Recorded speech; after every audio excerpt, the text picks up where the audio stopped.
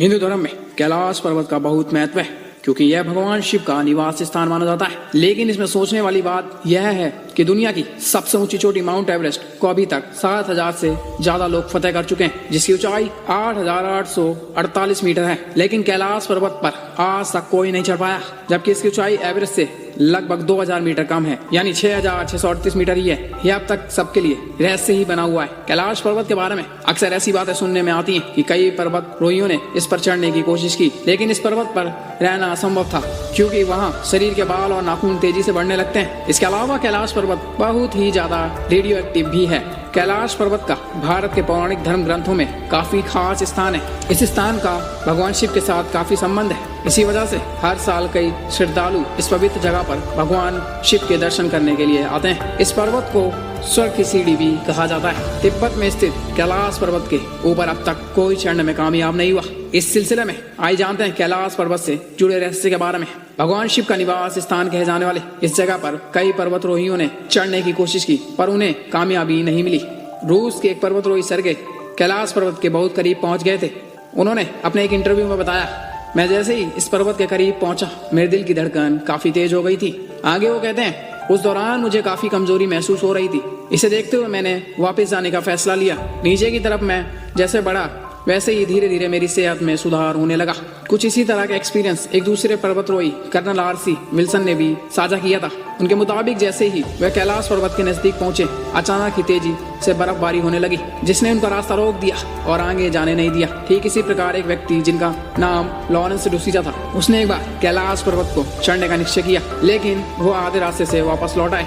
जब उस व्यक्ति ने कैलाश पर्वत चढ़ाई की यात्रा का वृत्तांत लोगों को बताया तो लोग उसकी बात को सुनकर सभी आश्चर्यचकित रह गए। जी हाँ दोस्तों, डुसूजा ने बताया कि जब मैंने यात्रा शुरू की थी तो शुरू में सब कुछ सामान्य था, लेकिन जैसे जैसे मैं कैलाश पर्वत पर चढ़ाई करता जा रहा था, वैसे वैसे अचंभित करने वाली घटनाएं मेरे साथ घटित होने लगी थी, जिससे मैं आश्चर्यचकित हो गया था। डुसूजा ने यह भी बताया कि जब मैं इस कैलाश पर्वत की यात्रा पर निकला था तो मेरी उम्र केवल 30 वर्ष की थी। इस कारण मेरे सर के बाल पूरी तरह काले थे, लेकिन जैसे जैसे मैं कैलाश पर्वत पर चढ़ता गया, वैसे वैसे मेरे बाल सफेद होने लगे, चेहरे और हाथों पर झुर्रियां नजर आने लगी और साथ ही मैंने अपनी शारीरिक क्षमता को भी कम महसूस किया। अब मैं जवान से बूढ़ा होने लग गया था और जब मैंने अचानक से मेरे शरीर में इन परिवर्तनों को देखा तो मैं घबरा गया और कैलाश पर्वत चढ़ने का अपना फैसला बदल दिया। वैज्ञानिक कैलाश पर्वत की जलवायु को पर्वतारोहियों के लिए अनुकूल नहीं मानते, इसलिए वैज्ञानिक का मानना है कैलाश पर्वत पर अब तक कोई नहीं चढ़ पाया। कैलाश पर्वत पर कभी किसी के नहीं चढ़ पाने के पीछे कई कहानियां भी प्रचलित हैं। कुछ लोगों का मानना है कि कैलाश पर्वत पर भगवान शिव अपने परिवार के साथ रहते हैं और इसलिए कोई जीवित इंसान वहां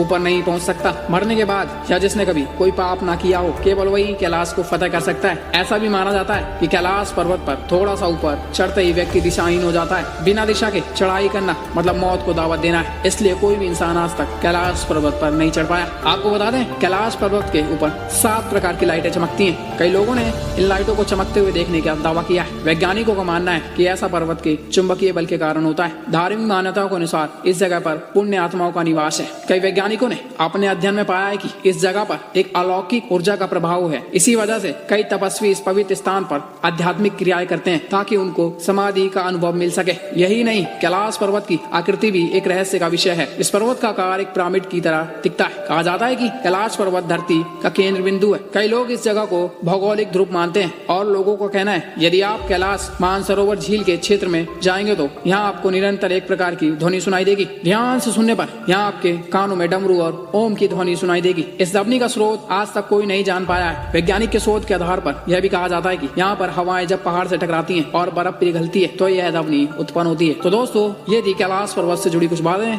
वैसे दोस्तों, हमारे भारत में ऐसी बहुत सी मिस्ट्री हैं जिसे वैज्ञानिक आज तक सॉल्व नहीं कर पाए। ऐसी ही मिस्ट्री में कैलाश पर्वत का नाम आता है, जिसकी मिस्ट्री को वैज्ञानिक आज तक सॉल्व नहीं कर पाए। आपको क्या लगता है कि सच में कैलाश पर्वत पर भगवान शिव का निवास स्थान है, जिसकी वजह से यहाँ पर आज तक कोई नहीं चढ़ पाया है? आप अपनी राय हमें कमेंट सेक्शन में बता सकते हैं और इस वीडियो में एंड तक बने रहने के लिए आपका दिल से धन्यवाद। अगर वीडियो पसंद आई तो लाइक कर दीजिए और चैनल को सब्सक्राइब कर लीजिए ऐसी इन्फॉर्मेशनल वीडियो के लिए।